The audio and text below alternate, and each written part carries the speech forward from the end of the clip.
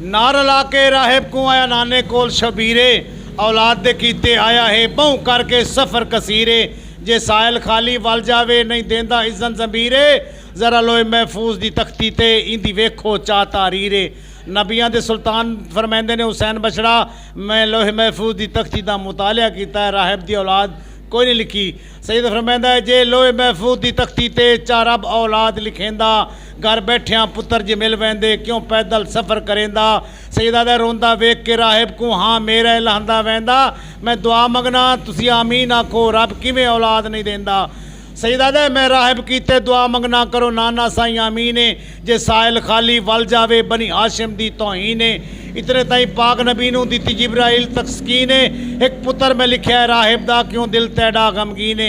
मेरे आका हुसैन अलैहिस्सलाम नूं जलाल आया ते मेरे आका हुसैन ने दोवें हत्थ रब दी बारगाह बुलंद कीते। सईदा दा ए रब्बुल इज्जत दरबार